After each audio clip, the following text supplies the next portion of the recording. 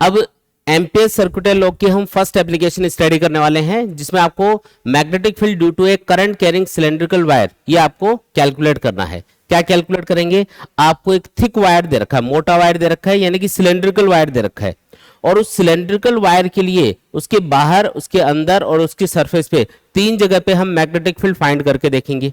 ठीक है, ये एक सिलेंड्रिकल वायर यहाँ पे दिखा रखा है और ये बहुत बड़ा वायर है, बस इसका एक छोटा सा पोर्शन यहाँ पे हमने ड्रॉ किया हुआ है। ये नीचे भी इनफाइनाइट तक जा रहा है, सपोज करो बहुत बड़ा वायर है, और ऊपर भी ये इनफाइनाइट तक जा रहा है। सिर्फ इतना सा पोर्शन हमको दिखाया गया है जिसको हम स्टडी कर रहे हैं एट ए टाइम। अभी मान लो कि इस वायर में करंट है आई, करंट आई हमने एज्यूम कर लिया। इसकी जो रेडियस है वो है कैपिटल आर। ठीक है, कैपिटल आर रेडियस का ये कोई सिलेंड्रिकल वायर है।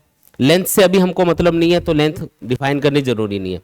हमको इसके बाहर, सरफेस पे और इसके अंदर 3 जगह पे मैग्नेटिक फील्ड कैलकुलेट करना है।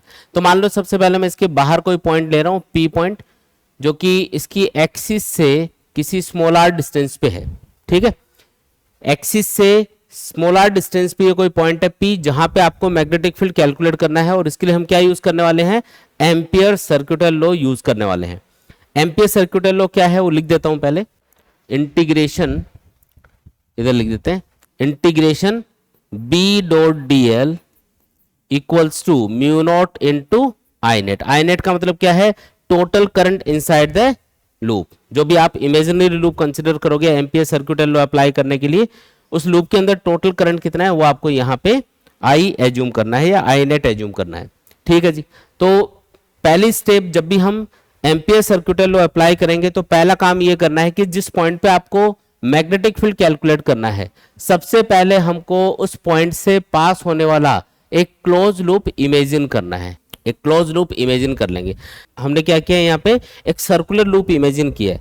आप लूप कोई भी शेप का ले सकते हो, उससे कोई फर्क नहीं पड़ेगा, कोई भी शेप का लूप ले लो, बस कैलकुलेशन इजी होनी चाहिए अपनी। तो सिलेंड्रिकल वायर था, इसके चारों तरफ हमने एक आर रेडियस का, स्मॉल आर रेडियस का एक सर्कुलर लूप हमने एज्यूम कर लिया। अब इस लूप के ऊपर मैग्नेटिक फील्ड का जो लाइन इंटीग्रल है वो mu nought into I net, I net का मतलब है total current inside the loop के बराबर आना चाहिए। तो ये हम अप्लाई करेंगे अभी। ठीक है, यहाँ पे मैग्नेटिक फील्ड की डायरेक्शन देख लो पहले। तो वायर में करंट किधर जा रहा है? ऊपर की तरफ जा रहा है। देखो ऊपर की तरफ करंट दिखा रखा है, यहाँ पे करंट ऊपर की तरफ जा रहा होगा। तो जिस डायरेक्शन में करंट है वायर में, उस डायरेक्शन में राइट हैंड थंब को रखो। फिंगर जिस डायरेक्शन में घूम रही है वो मैग्नेटिक फील्ड की डायरेक्शन होगी। इधर तो इनवर्ट जा रही है फिंगर्स और इधर से आउटवर्ड आ रही है। इसका मतलब जो मैग्नेटिक फील्ड है उसको मैं ड्रॉ कर रहा हूँ यहाँ पे, वो होगा कुछ इस तरीके से। इधर तो इनवर्ड होगा, इधर आउटवर्ड होगा। इस तरीके से आपको वायर के चारों तरफ ये मैग्नेटिक फील्ड इमेजिन करना है। ठीक है जी, अब हम क्या करेंगे? यहाँ पे इस लूप के ऊपर जो हमने लूप लिया वो इसी मैग्नेटिक फील्ड लाइन के ऊपर लिया है। देखो ये एक मैग्नेटिक फील्ड लाइन मैंने ड्रॉ करी है सर्कुलर फॉर्म में इस वायर के चारों तरफ, जो मैग्नेटिक फील्ड को रिप्रेजेंट कर रही है, और जो इमेजिनरी लूप है वो भी इसी के ऊपर जा रहा है। ठीक है, तो यहाँ पे मैं क्या करूंगा? एक छोटा सा लेंथ का एक एलिमेंट एज्यूम कर लूंगा। मान लो ये है लेंथ एलिमेंट डीएल। अब इसकी डायरेक्शन क्या मानेंगे? तो जिस डायरेक्शन में मैग्नेटिक फील्ड है हम उसी डायरेक्शन में लूप को ट्रेस करेंगे, उसी डायरेक्शन में चलेंगे इसके ऊपर। तो आपके चलने की डायरेक्शन और जो डीएल एलिमेंट की डायरेक्शन है वो सेम रहेगी। अगर टेंजेंट ड्रॉ करके देखोगे तो इनवर्ट डायरेक्शन में ये दोनों टेंजेंट आएंगे, मैग्नेटिक फील्ड के लिए भी और डीएल एलिमेंट के लिए भी। ठीक है ना, तो दोनों के बीच का एंगल क्या माना जाएगा? 0 डिग्री माना जाएगा। सेम डायरेक्शन आ गई ना, इसलिए। ठीक है, अब इसको अप्लाई करो। अब देखो जो लेफ्ट हैंड साइड है इसको अपन ओपन करके लिखेंगे। पहले हम आउटसाइड पॉइंट के लिए कैलकुलेट कर रहे हैं, आउटसाइड द सिलेंडर, यानी कि स्मॉल आर कैपिटल आर से ज्यादा है। ठीक है जी, अब ध्यान से देखो इधर, इंटीग्रेशन बी डॉट डीएल को ओपन करो। क्या आएगा? ये आएगा B DL cos theta. Theta कितना है यहाँ पे? 0 डिग्री। क्योंकि आप कहीं भी एलिमेंट ले लो, आपके चलने की डायरेक्शन और मैग्नेटिक फील्ड की डायरेक्शन जब तक सेम रहेगी थीटा 0 ही रहेगा। तो पूरे लूप के लिए थीटा 0 ही है। फिर हमने लिखा mu naught into I net. I net का मतलब है इस लूप के अंदर टोटल करंट। तो ये जो सिलेंड्रिकल वायर है इस लूप के अंदर ही है। अब जितना भी करंट इस सिलेंड्रिकल वायर में से जा रहा है वो आपको लूप के अंदर काउंट करना है, यानी कि करंट होगा आई। कोस 0 क्या हो गया? 1। तो b को कांस्टेंट मान के इंटीग्रेशन से बाहर लिख दो। कांस्टेंट क्यों माना इसको? क्योंकि जो सिलेंड्रिकल वायर है इसके चारों तरफ जो आपने एक इमेजिनरी लूप दिया है, इसका कोई भी पॉइंट ले लो, वो वायर से बराबरी दूरी पे होगा चारों तरफ। और अगर बराबर दूरी पे होगा तो मैग्नेटिक फील्ड भी हर जगह बराबर होगा, है ना। इसलिए b को हमने कांस्टेंट माना है, cos 0 1 हो गया म्यू नॉट इंटू आई। देखो इंटीग्रेशन dl का मतलब क्या है, जैसे आपने ये छोटा सा एलिमेंट लिया dl, ऐसे छोटे छोटे एलिमेंट्स लेके इस लूप के ऊपर उनका अगर टोटल किया जाए, उन सारे एलिमेंट्स की लेंथ का टोटल किया जाए, तो उसको हम बोलेंगे इंटीग्रेशन ऑफ dl, जो कि 2 पाई r के बराबर आएगा, सर्कमफेरेंस ऑफ द लूप के बराबर आएगा। तो यहां से b इक्वल टू क्या आ गया बोलो, ये आया mu naught I upon 2 pi r, ये अपने पास में आंसर आ गया। यानी कि जो सिलेंड्रिकल वायर है उसके बाहर एक्सिस से r डिस्टेंस पे, अगर उसके बाहर एक्सिस से किसी r डिस्टेंस के ऊपर कोई पॉइंट है तो वहां पे मैग्नेटिक फील्ड कितना होगा, b equal to mu naught I upon 2 pi r के बराबर होगा। देखो पतले वायर के लिए भी सेम फॉर्मूला आया था, अगर बिल्कुल पतला वायर है और उससे r डिस्टेंस पे हमको मैग्नेटिक फील्ड फाइंड करना है तो उसके लिए भी फॉर्मूला सेम होता है। तो थिक वायर हो और उसके बाहर अगर कोई पॉइंट है, सिलेंड्रिकल वायर हो, मोटा वायर हो और उसके बाहर कोई पॉइंट हो, तब भी फॉर्मूला सेम ही रहेगा, ठीक है, सेम ही आंसर आएगा। अब हम फाइंड करते हैं कि इसकी सरफेस पे कितना होगा magnetic field at the surface of the cylindrical wire. ठीक है, ये जो सिलेंडर है इसकी सरफेस पे कितना होगा। अगर मुझे सरफेस पे मैग्नेटिक फील्ड फाइंड करना है तो ये जो इमेजिनरी लूप हमने कंसिडर किया है ये जस्ट इस सरफेस से बाहर से पास होगा, क्योंकि जिस पॉइंट पे हमको मैग्नेटिक फील्ड फाइंड करना होता है हम उस पॉइंट से पास होने वाला एक इमेजिनरी लूप कंसिडर करते हैं। तो अगर हमें सरफेस पे मैग्नेटिक फील्ड फाइंड करना है तो मैं सरफेस के जस्ट बाहर से पास होने वाला एक इमेजिनरी लूप लूंगा और उसकी जो रेडियस होगी वो कैपिटल आर के बराबर होगी। सही बात है क्या, ये जो सिलेंडर है इसकी रेडियस क्या है, कैपिटल आर।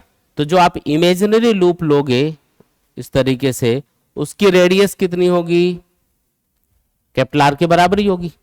समझ में आई ये बात, अगर कैपिटल आर के बराबर है तो बाकी पूरी कैलकुलेशन सेम रहेगी। इसी तरीके से आपको कैलकुलेशन करनी है जैसे अभी करी है, बस यहाँ पे इंटीग्रेशन डीएल की वैल्यू क्या पुट करोगे, इंटीग्रेशन डीएल इस वाले लूप के लिए क्या आएगा 2 पाई कैपिटल आर के बराबर आएगा। तो बाकी पूरी कैलकुलेशन सेम है, या ऐसे समझ लो कि इस फॉर्मूले में स्मॉल आर की जगह बस आपको कैपिटल आर पुट करना है। तो आंसर क्या आएगा, mu naught I upon 2 pi capital are आ गया। आया समझ में ये भी, ठीक है, यहां तक कोई भी डाउट, ठीक है। अब थर्ड केस इसमें ये देखो, अगर हमें इसके अंदर ये जो सिलेंड्रिकल वायर है इसके अंदर मैग्नेटिक फील्ड फाइंड करना हो तो अंदर कितना मैग्नेटिक फील्ड होगा इनसाइड द सिलेंडर। ठीक है, इनसाइड द सिलेंडर का मतलब है इसके अंदर आपको मैग्नेटिक फील्ड कैलकुलेट करना है। ठीक है जी, अब सपोज करो इसके अंदर हमको इसकी एक्सिस से किसी आर दूरी पे ये कोई पॉइंट दे रखा है, इस पॉइंट पे हमें मैग्नेटिक फील्ड कैलकुलेट करना है। तो इस बार जो आप एम्पीरियन लूप लोगे, यानी कि एम्पियर सर्कुलर लॉ अप्लाई करने के लिए जो इमेजिनरी लूप लोगे उसकी रेडियस कितनी होगी, स्मॉल आर के बराबर लेनी है। इसके अंदर ये लूप छोटा सा इमेजिन कर लिया हमने, क्योंकि जिस पॉइंट पे आपको मैग्नेटिक फील्ड कैलकुलेट करना है हमें उस पॉइंट से पास होने वाला एक इमेजिनरी लूप हमेशा कंसिडर करना है। ठीक है, तो इस पॉइंट से पास होने वाला एक इमेजिनरी लूप हमने ले लिया। अब यहां पे दो केस हो सकते हैं, या तो ये जो करंट आई है ये इस वायर के पूरे क्रॉस सेक्शनल एरिया से पास हो रहा हो, मतलब पूरे वायर से जा रहा हो, या हो सकता है इसकी सरफेस से जा रहा हो। जैसे ये मान लो होलो वायर है, खोखला वायर है, अंदर से सिलेंड्रिकल वायर है लेकिन अंदर से खाली है पूरा। अब करंट कहां से जाएगा, सिर्फ इसकी सरफेस से जाएगा, तो इनसाइड द सिलेंडर करंट कितना होगा, 0। तो जब आप ये एम्पीरियन लूप लोगे तो इस लूप के अंदर क्या कोई भी करंट पास होगा, नहीं होगा। अगर ये होलो वायर है तो इस लूप के अंदर से करंट 0 होगा, इसके अंदर से कोई करंट पास नहीं हो रहा होगा। अगर इस एम्पीरियन लूप के अंदर से कोई भी करंट पास नहीं हो रहा तो जब आप ये फॉर्मूला अप्लाई करोगे और आई नेट की वैल्यू 0 पुट करोगे तो ये तो 0 बन जाएगी टर्म, तो आंसर तो 0 ही बनाना। बात समझ में आई, यहां पे मैग्नेटिक फील्ड 0 आएगा अगर स्मॉल आर छोटा है कैपिटल आर से और जो करंट है वो सिलेंड्रिकल वायर की सरफेस से पास हो रहा है। अगर ये होलो सिलेंडर है तो करंट इसकी सरफेस से जा रहा होगा, इनसाइड द सिलेंडर करंट 0 होगा। तो जब आप एम्पियर सर्किटल लॉ अप्लाई करोगे integration B dot D L equal to mu naught into I net, तो आई नेट की वैल्यू 0 पुट करोगे तो इक्वल टू 0 आएगा। अब ये इधर पूरा सॉल्व करोगे तो ये आएगा, बी को मैंने बाहर लिख दिया इंटीग्रेशन से, बी डॉट डी एल को ओपन करेंगे तो आएगा B D L cos theta, तो अंदर बचेगा D L cos theta equal to 0। अब ये इसके 0 के अपॉन में जाएगा तो 0 ही बन जाएगा। तो आंसर क्या आया, मैग्नेटिक फील्ड आ गया 0।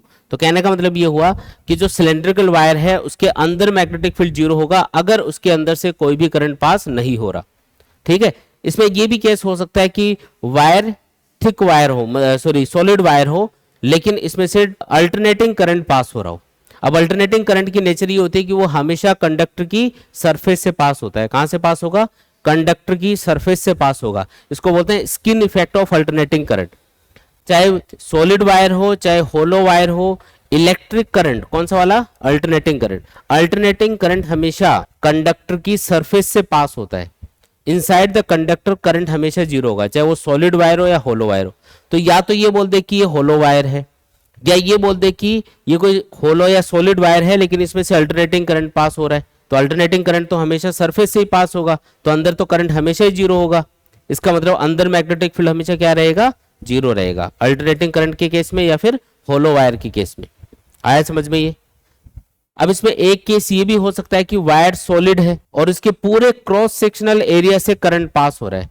तो बताओ कि इसके अंदर ये जो स्मॉल आर डिस्टेंस पे कोई पॉइंट हमने कंसिडर किया है, इस पॉइंट के ऊपर कितना मैग्नेटिक फील्ड प्रोड्यूस होगा। इस बार इस लूप के अंदर करंट 0 नहीं होगा, इस बार इसके अंदर भी करंट पास होगा। तो फिर उसको कैसे कैलकुलेट करेंगे अब वो देखते हैं अपन। ठीक है, तो अब इसका ये वाला केस हम लोग स्टडी करते हैं कि जो सिलेंड्रिकल वायर है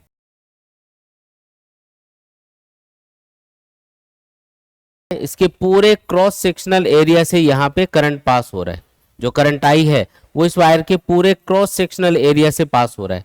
ये जो सिलेंड्रिकल वायर है इसकी रेडियस मान लेते हैं कैपिटल आर, और इसके अंदर स्मॉल आर दूरी पे ये कोई पॉइंट है जहाँ पे हमको मैग्नेटिक फील्ड पता करना है। तो ये जो P पॉइंट है, ये जो P पॉइंट है जो कि एक्सिस से स्मॉल आर डिस्टेंस पे है, हम इस स्मॉल आर डिस्टेंस को रेडियस मानते हुए एक सर्कुलर लूप यहाँ पे इमेजिन कर लेते हैं। तो इसको हम बोलेंगे एम्पीरियन लूप। ये जो एम्पीरियन लूप है, अब हमें ये पता करना पड़ेगा कि इसमें से कितना करंट पास हो रहा है, क्योंकि पूरा जो क्रॉस सेक्शनल एरिया है उसमें हर जगह से करंट पास हो रहा होगा। इलेक्ट्रॉन मूव कर रहे होंगे जिनकी वजह से करंट प्रोड्यूस हो रहा होगा, तो वो पूरे क्रॉस सेक्शनल एरिया से पास हो रहे हैं। तो यहाँ पे जो करंट आई है वो पूरे के पूरे क्रॉस सेक्शनल एरिया से पास हो रहा होगा। इसका क्रॉस सेक्शनल एरिया कितना होगा? पाई कैपिटल आर स्क्वायर के बराबर होगा। तो इतने एरिया से जो करंट पास हो रहा है टोटल वो कितना है? आई के बराबर है। लिख देते हैं इधर, पाई कैपिटल आर स्क्वायर एरिया से जो करंट पास हुआ वो कितना है? आई। तो अगर मैं ये बोलूं कि इसके यूनिट एरिया से कितना करंट पास हो रहा होगा, 1 मीटर स्क्वायर एरिया से कितना करंट पास हो रहा होगा, तो वो होगा I upon pi capital R square. कोई दिक्कत यहां तक? भाई pi capital R square area से करंट पास हुआ आई, यूनिट एरिया से करंट कितना पास होगा? I divided by pi capital R square. और अगर मैं बोलूं कि ये वाला जो एरिया है सिर्फ इतना इतना, ये एरिया कितना है वैसे? Pi small R square. इतने एरिया से कितना करंट पास हो रहा होगा? आप करंट को ये मान के चलो कि वो पूरे वायर में से जा रहा है। थोड़ा दिखा देते हैं उसको। जैसे हम ये मान के चल रहे हैं कि यहाँ पे जो करंट है वो पूरे वायर में से हर जगह से पास हो रहा है इस तरीके से, लेकिन हमें सिर्फ इस लूप के अंदर से कितना करंट निकल रहा है वो कैलकुलेट करना है। तो उसके लिए हम क्या करेंगे? पहले तो हमने ये देखा कि पूरे क्रॉस सेक्शनल एरिया से कितना करंट पास हुआ, वो है आई। यूनिट एरिया से कितना करंट पास हुआ? I upon pi capital R square. और अब हमें ये कैलकुलेट करना है कि इतने इतने लूप से कितना करंट पास हो रहा होगा वो कैलकुलेट करें। तो उसके लिए क्या करना पड़ेगा? उसको मैं आई डैश बोल रहा हूं, वो बराबर होगा यूनिट एरिया से पास होने वाला करंट मल्टीप्लाई बाई ये वाला एरिया जहां से पास होने वाला करंट हमको कैलकुलेट करना है। तो ये क्या आएगा? सॉल्व करोगे तो ये आएगा I dash equal to I small R square upon capital R square. ये स्टेप समझ में आए क्या? ये बताओ। हमने बोला कि ये जो वायर है इसका टोटल क्रॉस सेक्शनल एरिया है पाई कैपिटल आर स्क्वायर, और इससे जो टोटल करंट जा रहा है, निकल के जा रहा है, वो कितना है? आई के बराबर है। तो यूनिट एरिया से जो करंट इसमें से पास हो रहा होगा वो कितना होगा? तो I upon pi capital R square. और अगर मैं बोलूं कि सिर्फ इतने इतने एरिया से कितना करंट पास हो रहा होगा, तो इतने से मल्टीप्लाई कर दो उसको। यूनिट एरिया से यानी कि 1 मीटर स्क्वायर एरिया से पास होने वाला करंट पता है तो हम किसी भी एरिया से पास होने वाला करंट कैलकुलेट कर सकते हैं, बस उसको मल्टीप्लाई करना पड़ेगा। बात समझ में आई क्या? तो इसलिए इसको मल्टीप्लाई कर दिया पाई स्मॉल आर स्क्वायर से, तो ये आ गया आई डैश। आई डैश मतलब ये वाला जो एम्पीरियन लूप हमने कंसिडर किया है इसके अंदर जो करंट हम काउंट करेंगे वो ये होगा। ठीक है, अब आपको लगाना है ampere circuital law, integration B dot D L equals to क्या लिखेंगे? Mu naught into I net.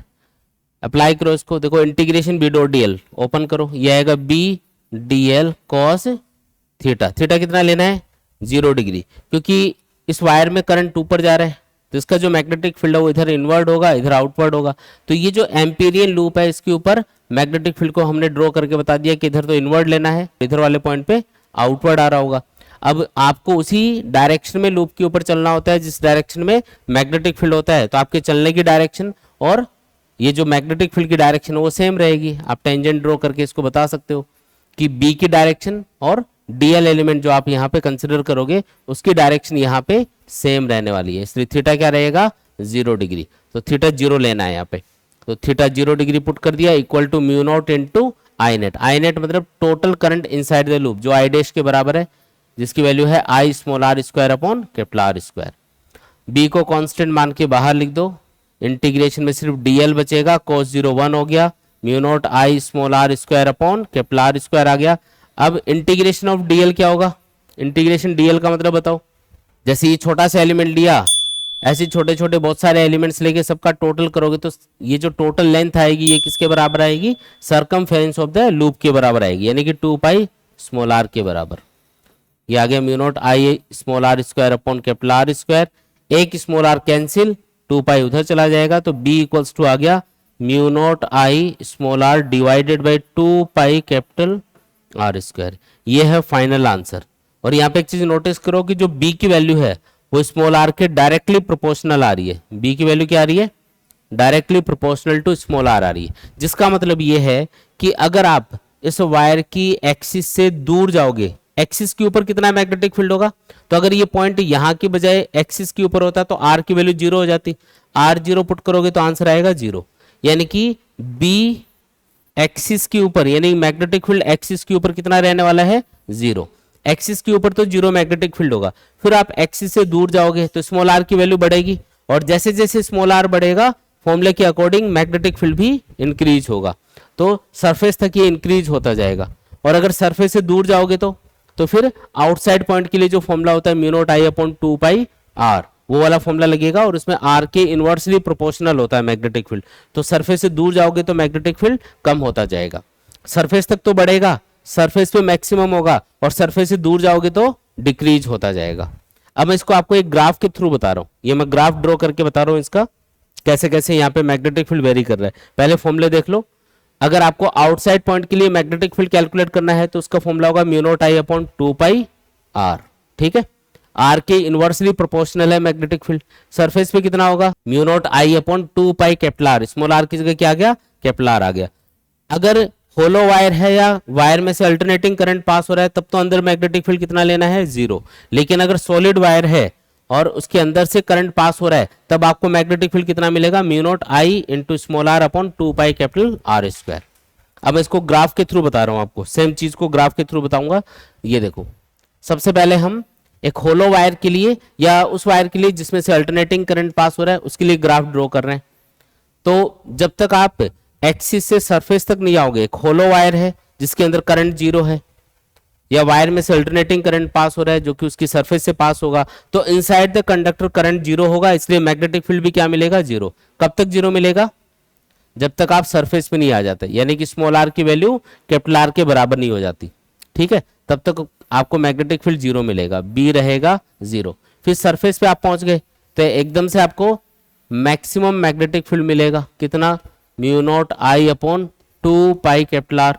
फिर सरफेस से आप दूर जाओगे तो इनवर्सली प्रोपोर्शनल टू आर होगा मैग्नेटिक फील्ड, तो ये डिक्रीज होता जाएगा। फिर सरफेस से दूर जाओगे तो डिक्रीज होता जा रहा है। ग्राफ समझ में आया क्या, ये किसके लिए, फॉर होलो वायर या ऐसा वायर जिसमें से अल्टरनेटिंग करंट पास हो रहा है।